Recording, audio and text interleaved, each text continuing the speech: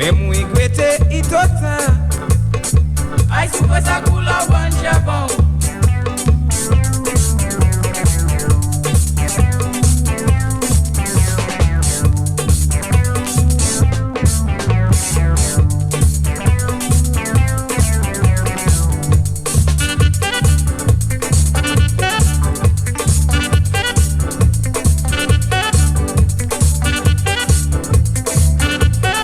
But before that, we have a very important link to make and discussion.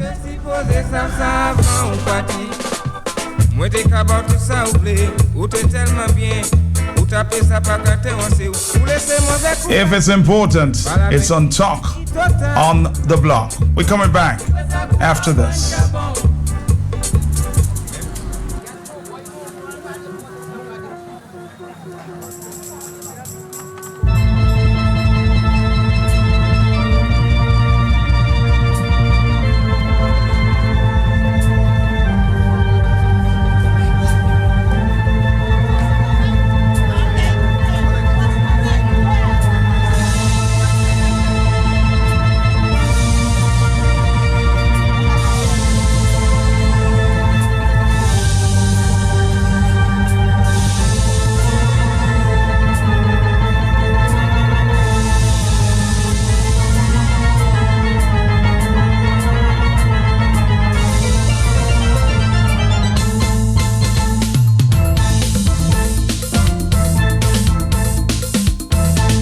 Dr. Peter Sejan is our guest for the next 20 minutes before we move to the subject of the day. Granby past, present, and future.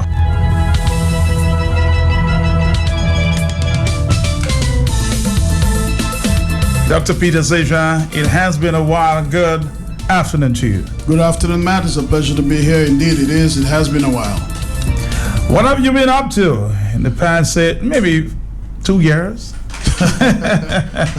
I think we spoke last year, but we spoke last year. Yeah. Like a short brief. Gloria Walsh and I. That was the presentation. Yes. So thank you for reminding us. Yes, absolutely. Well, the work continues. You know, this year is the 20th year anniversary of the Granby Community Policing Research. Well, actually, there's a Granby Community Research. Right. And in 1997, the first community policing program in Dominica was implemented in Granby on January 1st. It's 19 years ago. And this year, we're also celebrating the 10th year of my first book, Lessons from Granby, that came out of the work from Granby 10 years after the work was done. The book was published in 2006. And it seemed like yesterday. It seems like yesterday. And Matt, I'll be showing at 6 o'clock, 6 to 8 today and tomorrow in the the lower level of the credit union in Granby. I'll be showing 2 news clips. One of Thalia Remy, 1996, and one of no other than Matt Peltier. Some people do not know you with a microphone and with the cameraman doing an interview. Just interviewing Granby to see what the progress is happening in Granby after Hillary and Barron was killed in 1995, and the police and the community had different takes as to which bullet killed him. And I worked with the village council, Yadav, and a lot of the young people to try to stabilize Granby. And in 1998, you came by and you did a 20-minute piece covering that was Edon Marpin covering that. So we'll be seeing that 20-minute piece tonight and tomorrow, 6 to 8, and then we'll be also seeing the 2-minute news piece from 1996, and we'll be discussing where is Granby now and where is Granby going to be in the future. Let's ask that question then. Where is Granby now? Well, it depends on who you ask. I mean, you know, there are some people who have discontents with various things, various aspects of life. The general sentiment that I get from the police and the public, and I'm talking about guys on the block and persons, regular citizens of Granby, is that what you covered in 1998, 1996, 1998, and what they see today is a lot more peaceful Granby today than it was back in What has changed? Well, there are different things that people say. You know, I remember in 1996, we were pushing hard for economic development, and GTech wanted to open up this place. There's right now part of the trail, It's not as developed as they wish it to be. There's a new bar and so on that's been set up there. The arts and crafts, some of the roads that people complain about the roads, buses being able to transport back and forth. Of course, you can't do anything about the windy roads, right, but the width of the roads. Some people, even after the storm, some people commented about the road that was fixed. I mean, it's not perfect, but it's better than it used to be. Some complain about favoritism, like some people have a lot and some people have little, and those who seem to have none seem to have none, and those who have more seem to have more. There are a lot of concerns still about firearms and drugs, but there are a lot of there's a lot of good that has been said by the police and residents. Granby people, as we say, never like a volley, and there are certain people, Granby people have this sense of justice, however, whether you like it or not, and the things that they see as unjust, just like the raping of children, the burglary, the robbery, the stealing of agricultural produce. The police have expressed a lot of cooperation from the public in ways that they didn't see back then when we were talking about 20 years ago regarding some of those issues. And there are other talks. I mean, it's not important to just talk about the popular speech, the popular things that people say. It's also important to talk about the unpopular things that people say. But definitely, we are seeing and we have seen that link between poverty and crime. Absolutely. And one of the things actually that I'm doing this year more conspicuously, and in fact when we have the discussion today with the youth and tomorrow with the adults, is to have an economic engine for peace. We have never really taken, Matt, an industry approach to peace development. We have tried to lock people up. We have tried, we cut off their locks. We brutalize them, we victimize them, and we lock them up, and then we sometimes, there's some economic development that goes on, but in terms of really having an industry approach, and really taking seriously the idea that a lot of the problems that we see in society relates to compromises in people's quality of life. They're very, very basic needs, and as one of the young ladies in Granby said, she sees police officers coming to arrest people for some marijuana, see police officers coming to arrest you for something that you did, but you never see a police coming in at your rescue if you are in poverty, abject poverty. Obviously, that's not the job of the police, but a point is well taken that there is not anyone racing to the rescue of people in destitute situations, but they're there to rescue them when they have done bad as a result of dealing with the oppression that they feel. Obviously, there are different ways to deal with poverty and so on, but we cannot sleep regarding how much effort that needs to continue to be made to develop people to be able to see better results in society. What about the peace initiative that you launched some time ago? How is that going? Which one? The one in Wesley and Woodfordale, and you Yes. I have then, what was that? 2011, I think it was 2012, maybe 2012. Tierney Bianson called me, and Von Dodds and another gentleman were at loggerheads, and he was shot 11 times, and the word on the street is that he would kill at least one person for every bullet that he got. And Tierney asked me to intervene, and I have up to this day still serve as more or less a peaceman to Von Dodds and his family. And he has his journey in life still continues. The book that we're writing, the book is still being written. He's at a different chapter of his life at this moment. And I continue to support him, support his family in terms of as he tries to do best with what he has to do. We have not seen the kinds of things that you saw 1, 2, 3, 5 years before 2012. We have not seen that in 2000 from post 2012 up to now. So we hope that the peaceful life that he has turned to will continue. At this point, I have no reason to believe otherwise. And the project continues. The book is not done yet, and the journey is still continuing, and we're still writing and working as we go. Let's talk about crime generally. Where are we in Dominic? Has things gotten worse? Well, I do not. Or things gotten better?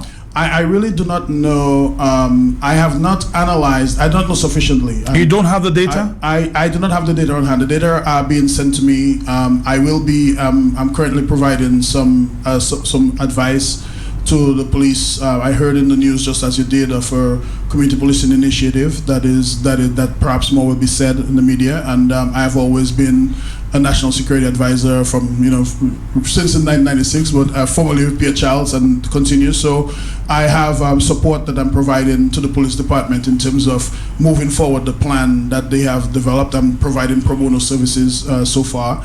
And one of those will be analysis of statistics. Where's that talk? Where is that talk coming from? I heard in the news or in media circles that Dr. Seja, the criminologist, is receiving some $100,000 from the government. Well, if somebody knows where that money is, they need to show me where it is, because I haven't seen any $100,000 from the government at all. I haven't seen any money from the government, except that, well, recently I did a one-week workshop in Marigot with the Women's Bureau, training young persons, and there was a small consultancy through the gender bureau. I mean, that's totally different. There's some, and the UN Women paid for, that's the grant that they had. So I provided a small consultancy from them.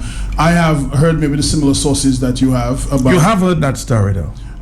Well, no, I didn't hear the story in the news because I'm so busy doing work on the ground. I have not heard things on the news. But if there is, I am aware of some monies that the government has allocated for development of community policing program. I've even privy to some documents that because this is national security issues that are still confidential, and I'm still giving advice on it. So I'm not going to speak. So that's pro bono. All of what I'm doing so far is pro bono. I have not received any formal invitation. There have been talk. We have spoken about something, but I've received no formal contract by word or any written contract for me to be working on the project. I have offered, and I continue to offer my services. I've received the document. I'm reviewing the document, and I'll provide to the officer in charge and the police chief and anybody else my professional support that I can. I mean, there's only a certain extent that I can work for free. Beyond that is exploitation, and they understand that. So, but whatever I can do, because there's no devoted contract at this point, I will do. If we do have a devoted contract, then I will provide those services. But even if I do not have a contract at all, I'll still continue to provide whatever support that I can provide. What about your critics who have said that they find that Dr. Seja has become soft with the government, and the kind of comments we would have heard, in the past, we don't hear it again. Have you heard that too? Well, I would like to hear. I haven't heard that, but I would like to hear what they mean by that. Because, for example, I was with Angelo Allen the other morning. Angelo asked me, he said, well, if the government had listened to you 10 years ago when you published Lessons from Grand Bay, because he interviewed me with the book, and I implemented what you implemented, wouldn't there be less crime in Dominica now? I said, I'm from, what is your scientific opinion? What is your objective opinion? I said, obviously, I cannot give an objective scientific opinion on this, because I would have had to have an experimental and control group. I would have had to implement it in Dominica, but not in St. Lucia, and then sit and look at it and say, well, compare and contrast. And Dominica moved there. I would have to do that. But so he asked me, what is my professional opinion? Well, my professional opinion is the things that I recommended, that we recommended back in 1996, that I trained the Commonwealth of Dominica Police Force in 2008 in community policing with Vern White, the chief of Canada, and I brought 2 police officers from Buffalo, New York. Hobson Baptist, Superintendent Judge, and I wrote a document in 2006 to come off with Dominica Policing Plan. We asked for a bunch for $50,000 at the time. They told us that, from what I understood, that it was too much money, it couldn't be afforded. And there have been efforts. I mean, we should not act like we're just hearing about community policing in 2015. The first community policing program was implemented in Dominica in 1997. So I cannot sit there. Somebody might want to hear me say that somebody is a thief and somebody is a rapist. I cannot say that. I'm a scientist. I need evidence. I mean, I can assume as much as I can assume as you can. I have a different level of facts, because after I say what I say, I have to verify my information scientifically. That's my profession. I'm focused a lot on building positive. But any of your recommendations in that report, have you seen them implemented? Is community policing better now than it used to be? Where are we going with this? Well, I mean, I would have to be honest to say that the 1997 community policing program we implemented, the evaluation that we did in 1998, and the training we did in 2008, I am not at all pleased with the advance that has been made regarding a true and proper implementation of community policing. All right, let's take a phone call. Hello. Yeah, Mark, good afternoon. How are you doing, my brother? How are you doing, my brother? And good afternoon to the good doctor. Yeah. Good afternoon. Yes. Yeah, as we are talking about Granby, Matt, something that has been troubling me for years now, Matt, and I want to find out if Dr. Seja can help me, Matt. Matt, we have heard from Tony Astafan that Pierre Charles, the distinguished political leader and former Prime Minister from Granby, was stabbed in his back. They were biting his hand. His ministers of government basically killed him, led him to his grave, according to Tony Astafan, Matt. We saw the way that his wife reacted after his death. She was angry with those ministers of government. Matt, we have heard reports from the media and otherwise of Mr. Skerritt taking up a chair behind the former Prime Minister in St. Joe. Mr. Skerritt has not come to deny those accusations, Matt. Matt, and amid all of that bad treatment of Pierre Charles by this administration, Matt, the people of Granby, Matt, continue to support this administration, Matt. And that, Matt, is something that I believe that we need to understand as a people, Matt, so that we could see what is happening around Dominica, because I believe that is a microcosm of what is happening around in Dominica.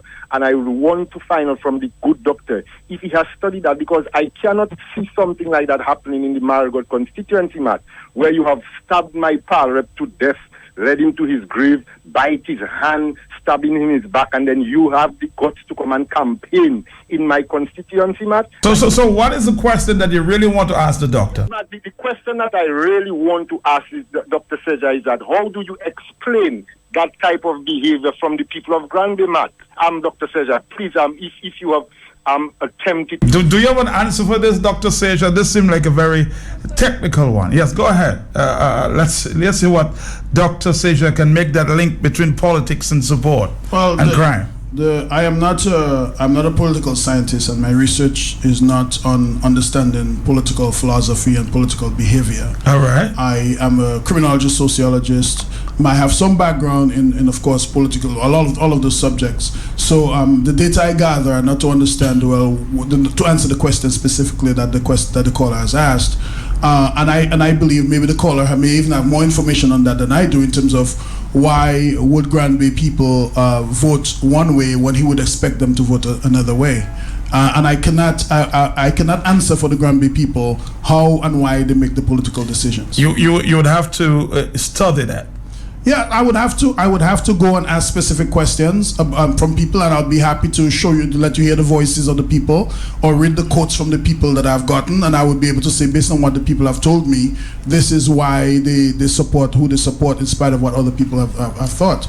My data speak more to how people feel about their well-being in the community, how they feel about their neighbors in terms of crime and violence, how they feel about what I've been proposing about developing an industry approach in Granby and other places to be able to develop a better space. So it is more in that area that my data might be, and I don't think that I'm qualified to speak. You would be fair to speak on that. No, I don't think it'd be fair for me to speak on that. I'll be happy to do some research into it and report on that after I have cleared up the plate. I have a lot of things that I have that I need to do within the.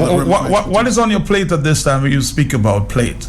Well, what it is now is, it has been for the last 10 years. I've been advocating an industry approach to peace development. I've been advocating not so much a crime reduction, a crime prevention approach, but more or less a peace development approach that has a crime prevention and crime reduction components to it.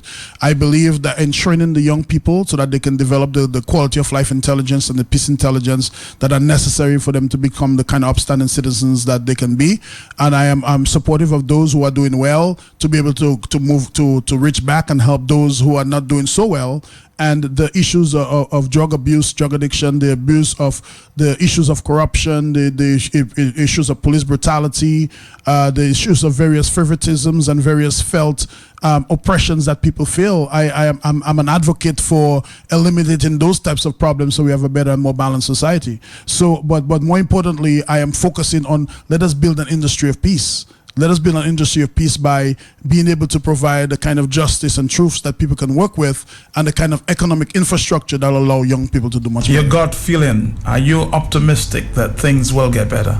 I am, and I'll tell you why I am optimistic that things will get better, because of the spirit of Dominica people. I mean, you talk to the little children that Gloria Walsh work with, and we work with in Silver Lake, or the little children I'm just working Trafalgar with, and the children and the young people I'll be working in Grand Bay with later on today, and in Yampis, and in certain area parts of Dominica, and in the backwoods of Marigot and Wesley, and you see the brilliance in their faces. You see that they want a life that's better for themselves. You see that a lot of division that we hear in the media, and a lot of the things that we see that adults are talking about so much negatively, that they want a better world, and they are willing to do what they can, even if those many among them are not living the type of life that they should live. Well, you might say that, and some people might say at this time, your critics might say, well, why does he say that?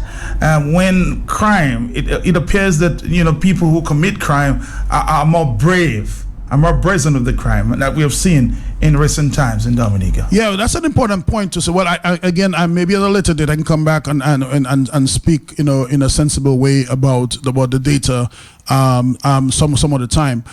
There is something very important, Matt. I spoke to you about that before. To look at the quality of crime and the quantity of crime. Even if you could have more murders, or you could have less murders. You could have people feeling more fearful and less murders when there are less murders, because they feel that the braveness of the crime warrants some sort of social panic.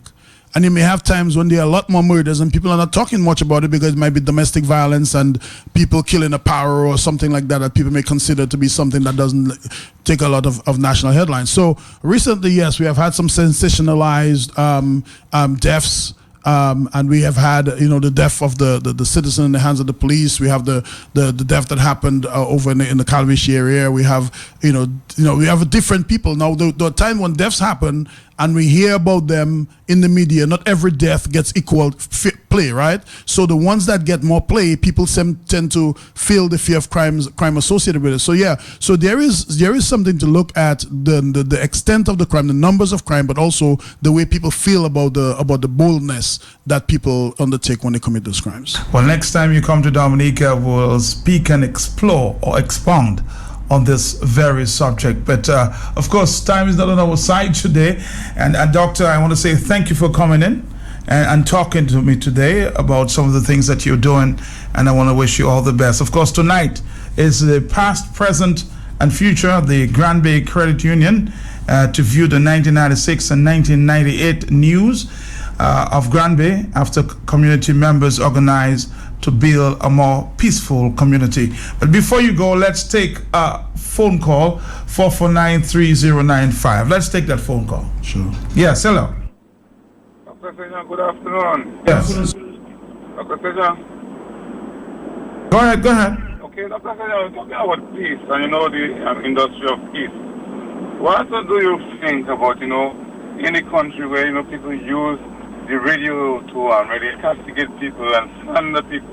Is this thing contributing to peace, Dr. Sejan? Especially when you may have, for fact, judgment in the court against these people? Well, I think anytime you have situations that agitate citizens almost to the point that is beyond normal expectations, such as things that are going to compromise the fair passage of justice, or maybe exaggerations of truth or lies that make people more guilty than they are, or maybe make even people more innocent than they seem. Those things do not contribute to a more peaceful society, from my assessment. I mean, it doesn't mean that people are not supposed to speak. You're supposed to speak out about the things that are wrong, but you ought to speak out accurately about those things that are wrong. And exaggerations are not to be made. And people are innocent until proven guilty. And sometimes people are tried in the court of public opinion, and then they have to go to court. But I think that if we have a lot of threats, people are going to want to threaten back. There are ways that we can talk about things and deal with things that contribute to a more peaceful or more violent society. I believe in speaking the truth, and I believe in speaking the truth publicly, but I don't believe in exaggerations and false accusations. Doctor, it was a pleasure. Let's talk again sometime. Thank you, This is Q95, the big station. The Association of Music Professionals, AMP, invites all its members to its annual general meeting on Saturday, August 6, 2016 from 10 a.m. at the UE Auditorium on Emsall Road. Members are asked to be on time as presentations will be made on AMP's financial statements, training programs and upcoming plans for taking advantage of the opportunities in the music industry. See you there.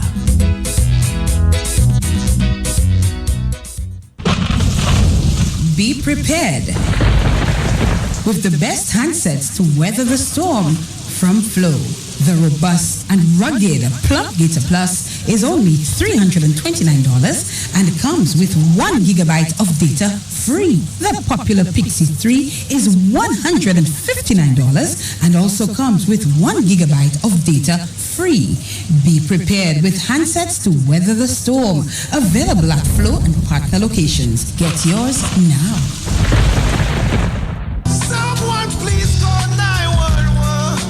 B1500 to purchase a season's ticket for only $250. Autant bien messieurs, mesdames, $250 EC.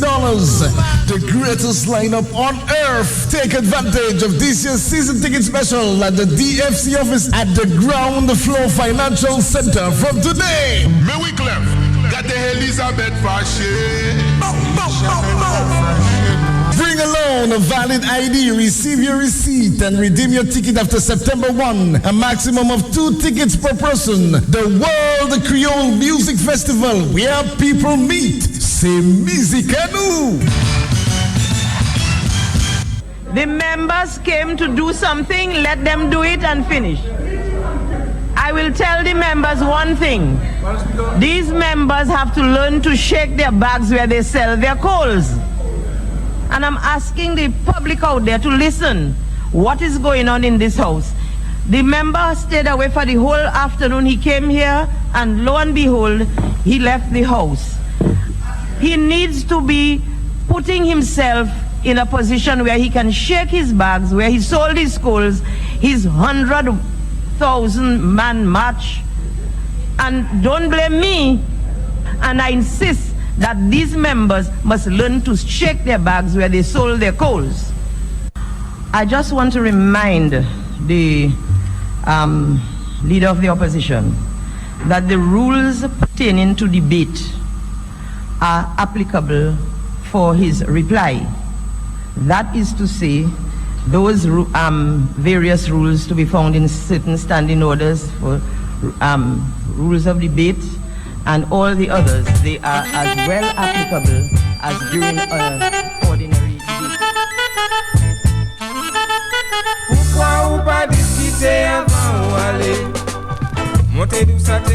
I know you can't wait to call.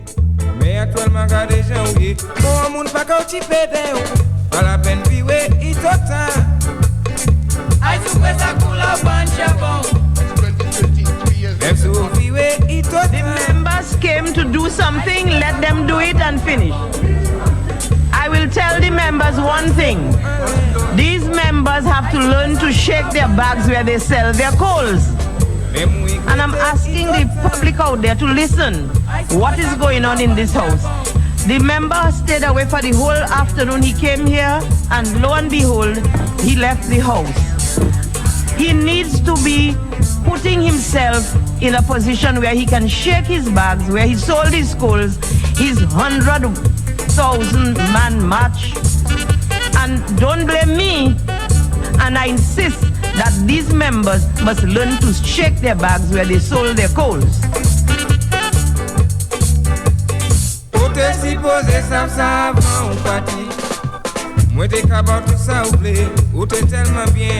This is the talk on the block.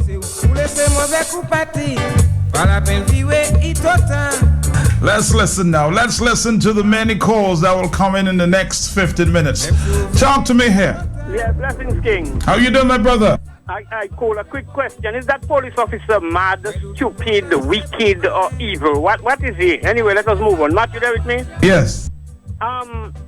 Matt, I have noticed the game, you know, but I finally concluded that is what it is all about. The frequent interjection, disruption, and interruption of Madam Speaker. She only allows the corruption to be articulated, but nothing of substance to do with the opposition. So what that has happened, Matt, when she do that, the public lose the message because they are distracted by the vulgarity of this woman, disrespecting the Honorable House and the members on the other side, Matt. I didn't see the other side, the members of the parliamentary opposition. So that is what that happened. She was paid to do a job and she's doing it okay. Ostrich can say all this nastiness, Skerrit can say all this nastiness, even attack a doctor a couple of times back in the parliament when he was not there to respond. So that is what she's cleverly doing. The public, while she's throwing them off guard, if they're on a trend of thought, she's still having the public lose the substance of the message the opposition is bringing. Blessings, King. I just want to remind the leader of the opposition that the rules pertaining to debate are applicable for his reply. That is to say, those various rules to be found in certain standing orders for rules of debate and all the others, they are as well applicable as during an ordinary debate. And that includes being tedious and repetitive. There's a gentleman who reported to authorities his concern that over $2.6 million of money was being laundered in Dominica. Reported to all the authorities, nobody, that's 2013, 3 years later, not a finger is raised. You're asking for details? You want me to oblige you in giving you details? And when I start the details, you will run for cover under Madam Speaker? Huh? You want details? Can the chair come in this repartee?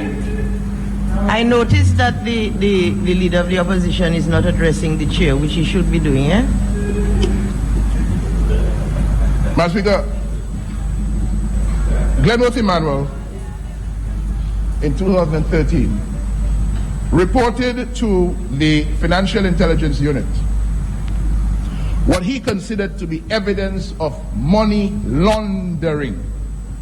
$2.6 million spent by a lawyer. As I said to you, the same rules that you are subject to in debate are still going on. You cannot do this. And I please ask you to cease and desist. Madam Speaker, I have ruled on it. No, Madam Speaker, which rule? What have you ruled on? What have you ruled I am ruling on matters which are sub judice. The rules at 44.2. I want to read the rule at 44.2. No, you are not allowed to. I read rules in here.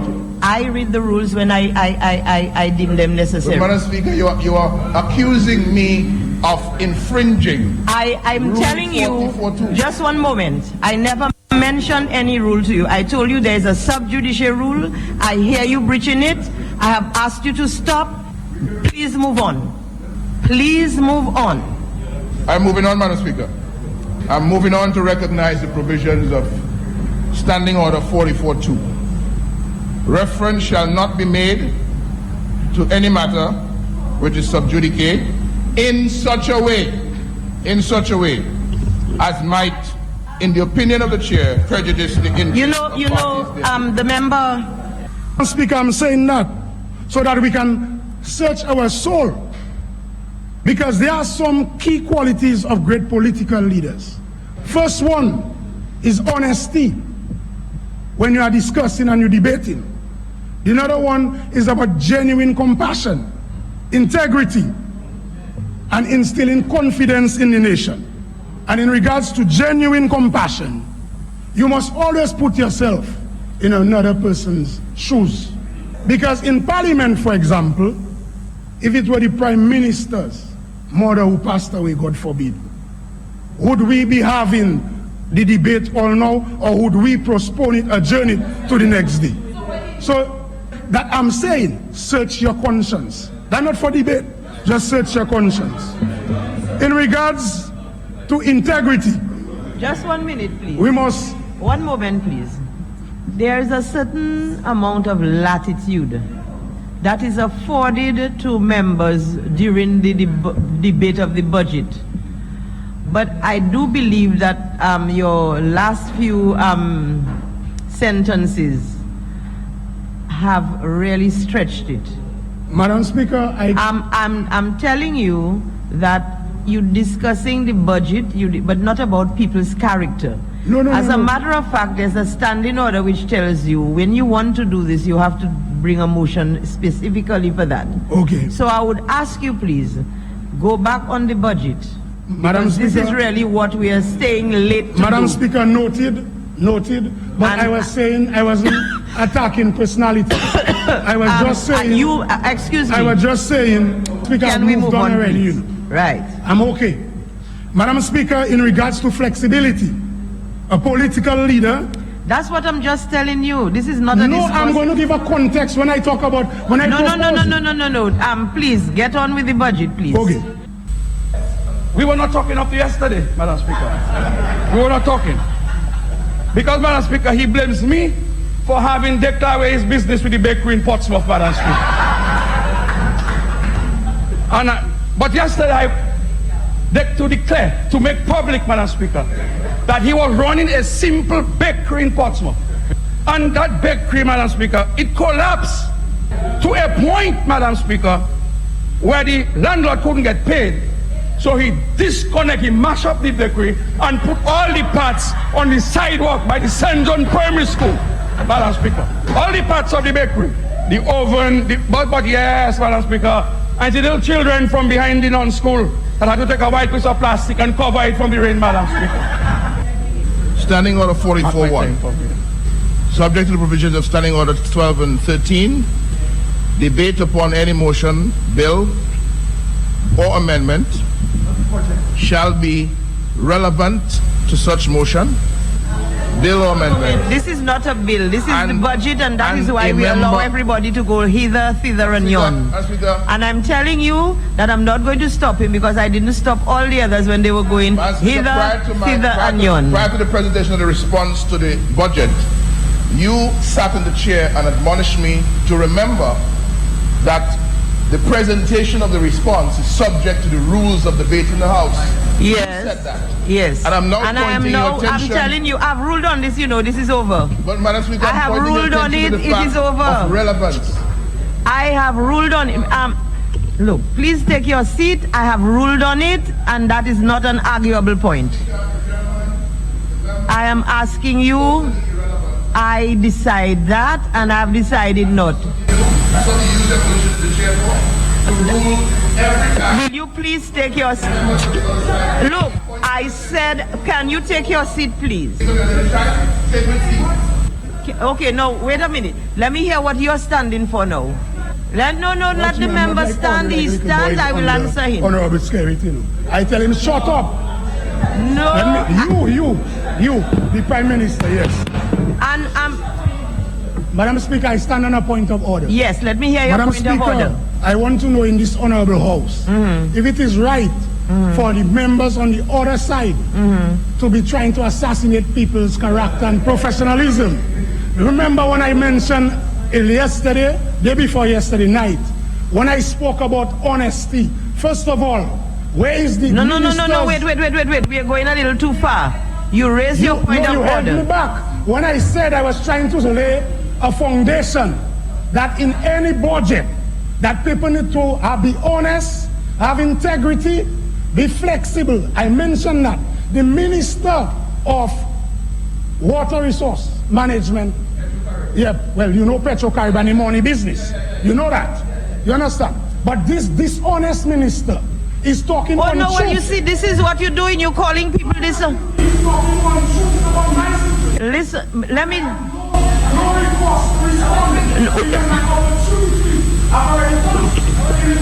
No, just a minute, please. Just one. Oh, is that what you came for? Please take your seat. I listened to European doctors spoke on truth. Not honorable Austrian speaking on truth. Honorable But the CBI program and I never everything. A lot of just 1 minute. because I can't deal with the untruth and government of character assassination. And Mr. Prime Minister, I told him in conversation that you need to leave a legacy for young people to come in. That is the legacy. Yes. But this one has to sit down.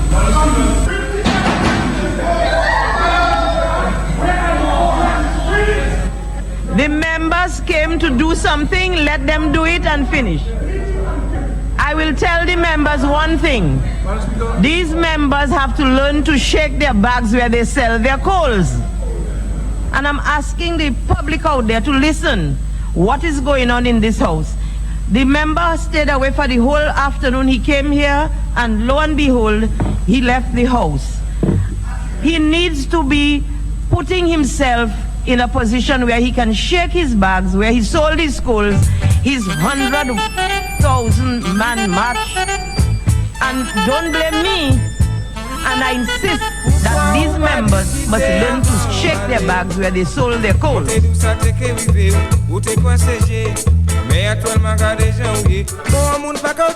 Talk on the block. It's Wednesday, August 3rd. We have just about 10 minutes for phone calls. Hello. Matt, good afternoon. Yes, you're back. Yes, you can see the biasness in the speaker. Because when the member for Cottage was speaking and talking about Baker, so she never called on the thing. She always seems to be attacking the opposition. That speaker is an old rat trap. No. Don't leave those personal comments alone, please. Okay? We expect you to give your opinion, but please, avoid the personalities. Hello, talk to me. Yes, good afternoon, Matt, and good afternoon to your listeners. Yes. Matt, when I was being brought up as a child, right, the Prime Minister, the Speaker of the House, the President, these were people that you were looking up to pattern your life on them. But Matt, right now, these people, it's a shame and a disgrace for how these people are conducting themselves in the House, especially those on the Labour Party side. Matt, I'm listening to that talking in House of Assembly, Matt, and I'm upset.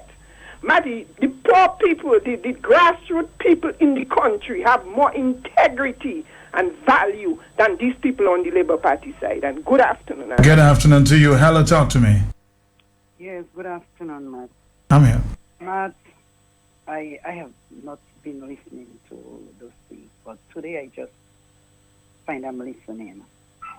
And I think Dominica, the House of Assembly, needs prayer. And it's not any kind of prayer. Warfare prayer. There is a need to cast down, to pull down, to break down spiritual wickedness in this nation. There is a force of darkness prevailing over our land, and believers need to pull it down. We need to strike it off. Matt, if I was passing by House of Parliament, I would take a hose and I would hose down everybody in the House of Assembly, and every demon of darkness would be cast down in the name of Jesus. Thank you, Matt. Thank you too. More telephone calls. It's 9-2.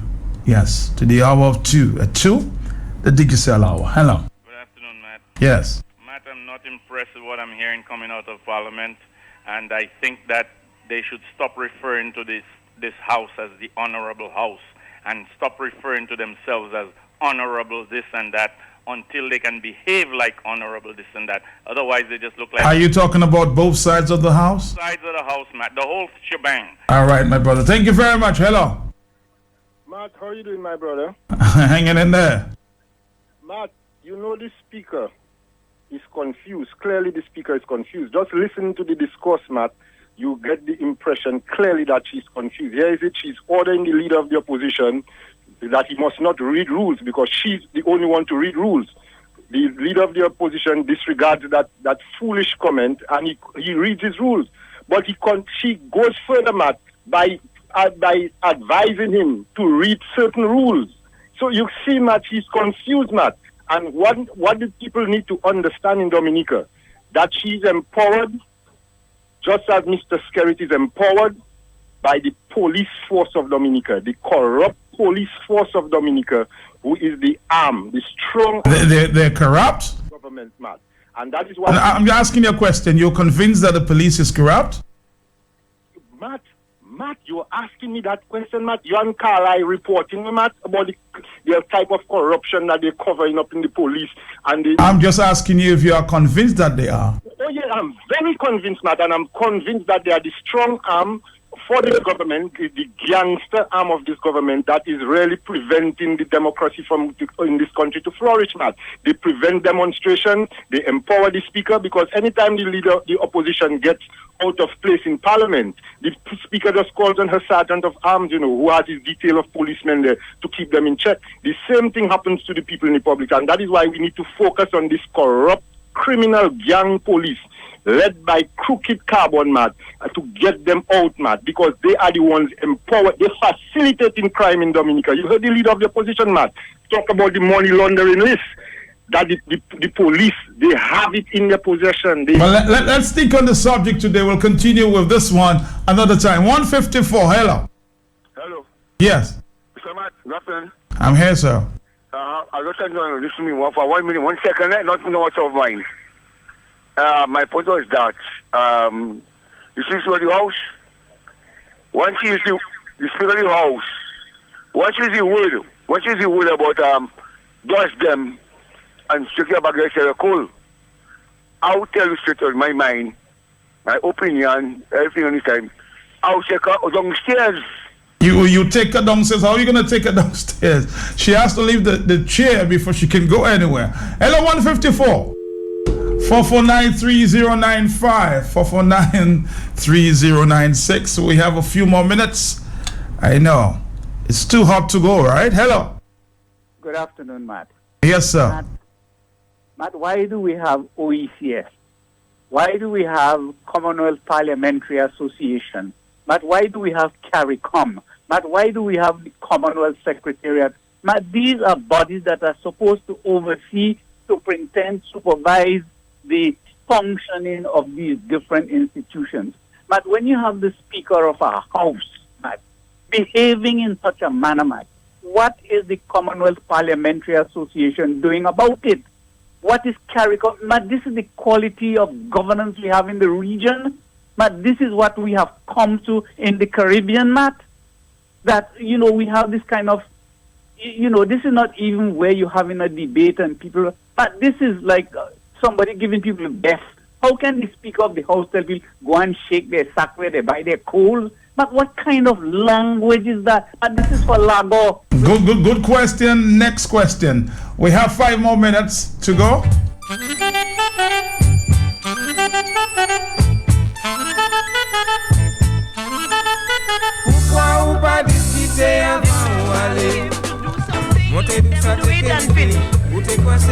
I will tell the members one thing. These members have to learn to shake their bags where they sell their coals. 156. Let's take another phone call. Hello. And the Matt says there is aging and everything, Matt, anyway, your partner already. Oh, boy. Talk to me. Hello. Hey, Matt, how you doing? How you doing, man? How you doing? Pretty good. Uh-huh. That speaker is so rude and indecent, man. What I wanted to know is that the coal she's selling to the Dominican public, I hope when they come by her to shake the bag, she'll be ready to take the dust. You know?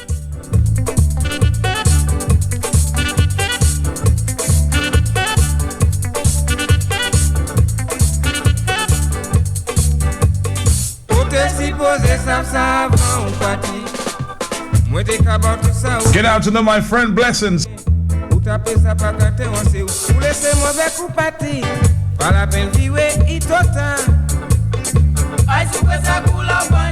Hello, talk to me. Midnight Groovers, Grand Bay. Don't forget, there's a big discussion tonight at the Grand Bay Credit Union.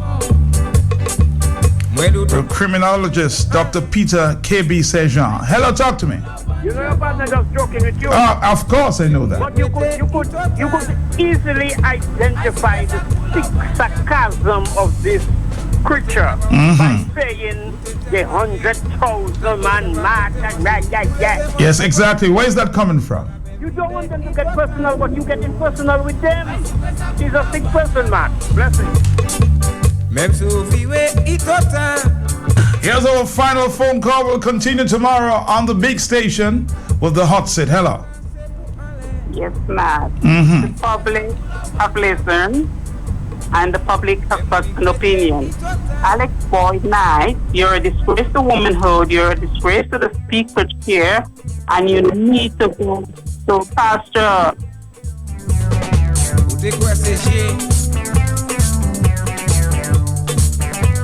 The members came to do something, let them do it and finish.